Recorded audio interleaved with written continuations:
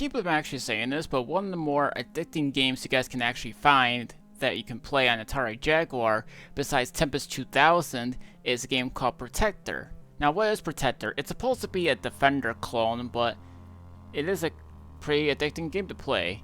There's like a bunch of waves, like 40 of them at least, from what I gather, but wouldn't you guys believe if I told you guys that the game was actually developed by Bethesda? Yeah, the same Bethesda that went on to make the Elder Scrolls series, the Fallout series, and whatever games they wanted during that point. Yeah, this is the same company that made this game, Protector. Who would have thought to see a Bethesda game on a Jaguar? You know, that's this funny thing too, because they were going to make it their first Dreamcast game, and it was a bowling game, but it was canceled off. But there is a ROM online you guys can find, and as online play, which is cool. So, let's get into the game itself. Let me take you guys to its development history. Now, the thing is that the team was working on developing the port for Data Storm to the Sega Genesis, but unfortunately, they couldn't do it because the 16-bit market was unprofitable, because I guess it was being late or something. Then someone wanted to make a game that was something like Defender, so they started doing it to the Atari Jaguar because they received the development kits for free. That was actually cool. But they canceled the game because the system was in decline, so they opted not to do it. But it had been said that that guy named Carl Forhan noticed the dude's posts, and so he researched and what it would take to create games to spare time with Atari, drop support for the system. He began searching for companies that had worked on unreleased games and see if they would be able to license the games to them. So they shared the game source with the guys and they would publish it. However, Beck told for him that he must seek waiver's consent since Bethesda had the rights to the titles. He eventually got the license to publish the game in 1999, which was the guy Carl Forham that founded Songbird Productions after licensing several unreleased games. And hey, you guys can get it on the storefronts too, which is cool. So that was the thing too. It was the same year, 99, where Hasbro declared Jaguar as an open platform, releasing the console's patents and rights into a public domain after much lobbying from Atari fans. So a lot of people can now make Atari Jaguar games if they really want to. So that was cool. So, Protector, yeah, it was released in 99, but it would actually receive positive to everyone alike, and so they made this special edition which was unveiled in JagFest 2K1, but delayed it because of cartridge productions they postponed. So they moved it to April 30th, which was about like 2 or 3 weeks. That was from before. So, what's in this special edition? So they have more graphics, enemies, revised gameplay features, and bug fixes. But it's like I said, this has around 40 levels for you guys to play, and that's about it. But you might think it's just an easy game, but oh boy, it's not. So for one thing, you have to shoot down all these alien ships and whatever. You also have to prevent from civilians down below you from getting captured by them. If they're in a high distance, you can catch them and can place them back to the floor, which will give you some additional points. Now, depending on how many people you guys leave alive or whatever, you get some bonus points. Now, depending on the score, you do get some extra lives, but there's also an item shop. Now, the item shop, you can get yourself an extra life, rapid fire, which is a much better way to play the game. Get the rapid fire and you'll have a much better time. You get shields, and you also get smart bombs. But the cheapest one is the shields, of course. But there are these orbs you guys can find throughout the gameplay. The red orbs are your money, and the green can fill your health up. But if you have I'm pretty sure this depends or whatever, but say if your health is all fine or whatever, that you could just get yourself some abilities like Smart Bomb, Rapid Fire, and the Shield. I think it's just randomized though, but it's still fine. So There's so much enemies you guys can fight, and there's also boss fights if you guys are interested too. Some are easy, some are hard. And I'm not even kidding when I say that. This is one of the hardest arcadey-like games you guys can ever play. And for one thing too, you guys can go to the options menu and change the controls if you want to. Oh, it's 2 players by the way, so if you guys have a friend, then there you have it. Now, here's the thing too, is that you can turn up the volume speaker in the game itself for like the music and whatever, but here's how you do it. So, and this is a strange one. You pause the game and you press B, and then it'll show up the thing. I don't know how I was supposed to know that, but I'll tell you what the game does come with though. It comes with the original box with a black and white instruction manual and a clear cartridge for the protector itself. So that's all you basically get, and there's several levels for you guys to play, and then. But you know, it's actually one of the funnest games you guys can play, but also the most difficult game to play. I wish I was making this up.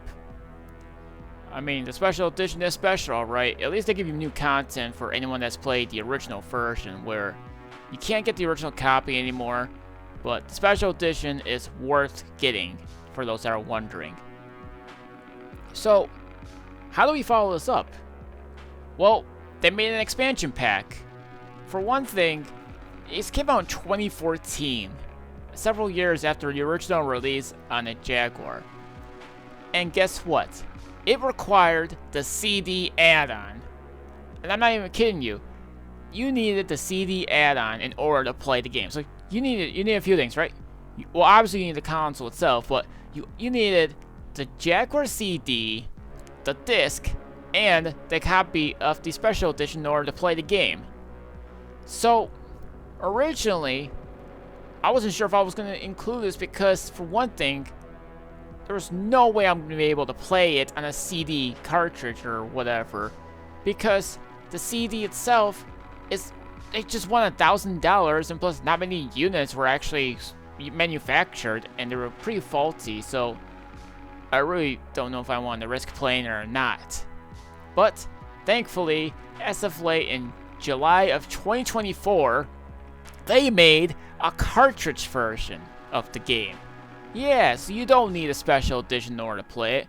Plus, it's far cheaper than the original version of special edition.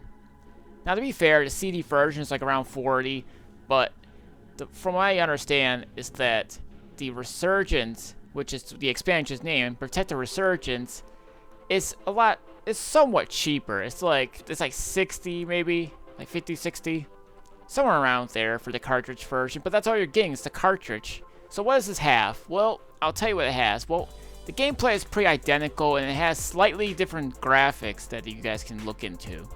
There's supposed to be like new enemies, music, and whatever, but yeah, the music is a noticeable difference, and the game can be a lot harder to play. But wouldn't you believe I beat this before the main game? That's besides the point. What does this have? Well, it has 24 waves, but there's only 12 standard and 12 expert. How you get the experts? Well, you have to beat the original game, not the special edition, but the standard difficulty. You have to beat it, and then you have to press the options button on the menu to enable the expert levels. But here's the thing too, in case you guys are wondering if you guys want to go back to your original save, well, you kinda can, but I'll tell you how.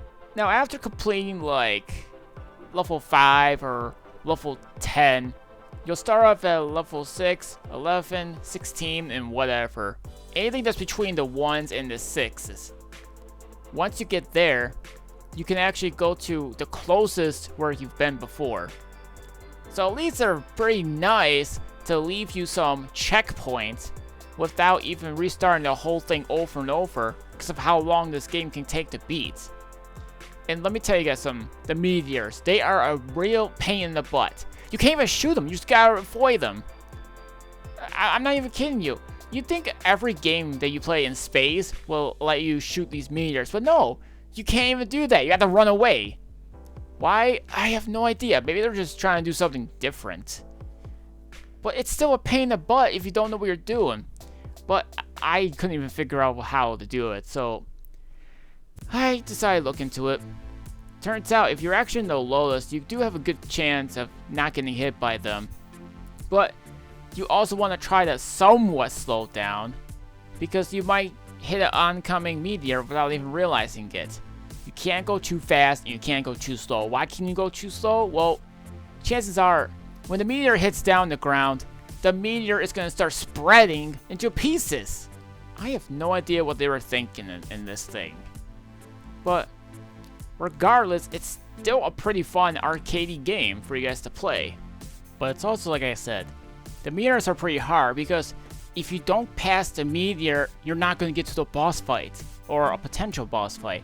Some levels have the boss fight, some don't. They really depend on which part of the wave you're at. But yeah, they could be pretty difficult to fight if you don't have the right materials with you. But it is nice that I can actually say that I can actually review Resurgence as well, which I've already just did. So, at least a good thing about this is that I made the episode feel complete. If it wasn't for them bringing the game to the cartridge format, I probably wouldn't even bring up the whole Resurgence thing regardless of how the game actually plays. But again, everything I said about it is pretty identical, except with a couple of changes. But yeah, they're pretty much harder. But how are the expert levels, you guys are wondering about the Resurgence? They're the same levels, they just have more enemies on screen and it's a lot harder to pass by. So, it's just gotta take some practice, get some skill, and just, just do your thing. I say, if you guys are looking for a challenge or just want to relive some arcadey memories, then why not? I say get both versions, but if you guys don't want to get the CD version, that's okay.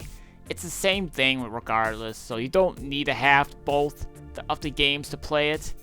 But if you just want to play the Resurgence on a cartridge alone, you can actually do that. Yeah, it's shorter, but what do you expect? It's an expansion pack for the thing. For a fun fact, this became Songbird's best-selling game out there. Sold like 500 copies when it first came out. Who would have thought an arcade game like this would have been popular? Well, it's got its fans, and it shows. Well, if you guys are new to Protector, I just gave you a warning of how hard it'll be. So, just take my warning as some sort of advancement when it comes to playing it. So, hopefully you guys will enjoy playing this game as much as I did.